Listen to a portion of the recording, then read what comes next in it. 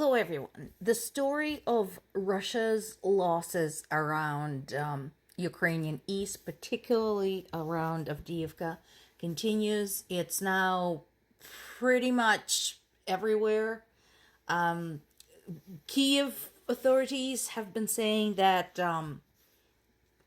they've lost at least a brigade, but again, thing to remember, it's hard to keep track at the time of war, so it is possibly more than that.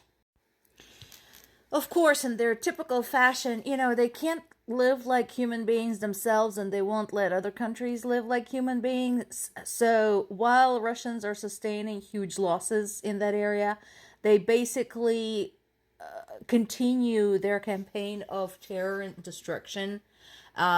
It's the same thing we've seen over and over with other Ukrainian cities and towns. If they can't take it, they're going to do their best to raise it from the surface of the earth. And that's what they're doing with Avdiivka right now. As I mentioned before, there's been an order to evacuate children from the nearby town of Kupiansk. There's very few civilians left in the area. And, it's hard to imagine what it's like for them. I just hope that they manage to get out safely.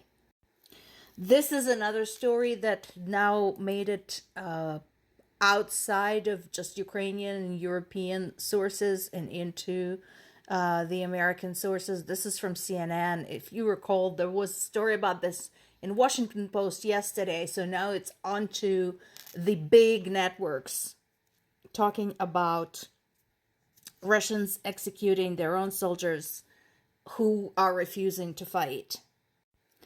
There's some more details in this article, and again, if you don't like using American sources, which I don't like all of them either, some of them are more reliable than others. CNN does tend to be biased at times and occasionally has misleading headlines. So you can look up this information in other sources. This has been confirmed.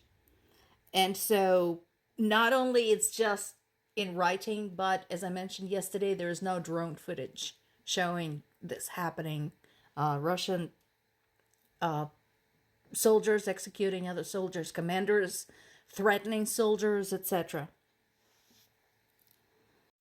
Now, this is interesting. So, as you well know, Russia has been threatening nuclear incidents since very early in the war. This goes back to March of 2022 when they took control of Zaporizhzhia nuclear power station. They have been there ever since. There's now proof that there's a ton of explosives around the station, including next to the reactors. So, that's happening. So now Russia is accusing Ukraine of damaging a nuclear waste warehouse in the border town of Kursk. Now, why is this interesting? Because it's this. So, on one hand, Russian Foreign Ministry said that 3 drones armed with explosives struck the station's administrative building and a warehouse. However, the press service for the nuclear power plant said that yes, there was a strike on Friday, but there was next to no damage, very little damage that did not endanger anyone in any way, and the power plant continued to work.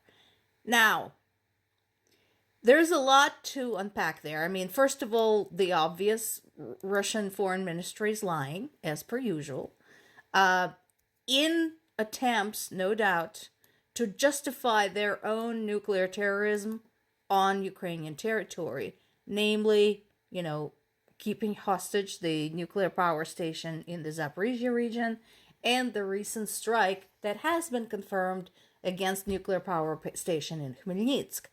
But also, there's going to be probably outcries saying, well, what did Ukraine do? Why are they targeting a nuclear power plant in Russia? Isn't it dangerous? Yeah, it is. It is dangerous. However, I would encourage folks to go and do some additional research and see what else is located in the area. At first glance, just looking at the map, most of the area is occupied by the buildings pertinent to, the operation of the nuclear power station there, as well as the offices and buildings of a large construction company, Trest Rossum. However, it being the time of war and Kursk being the border town, like I said, I'd like to see some satellite imagery for this and see what else is in the area. Even if there's not, while personally, having lived through Chernobyl fallout, I don't approve of having anything that might explode around any nuclear object. I can understand why Ukrainian Defense Ministry would make that decision. All things taken into consideration. So I would treat this as a developing story, considering we already have a confirmation of a discrepancy in the information provided by Russians themselves, and I would wait to see what else comes along on the subject.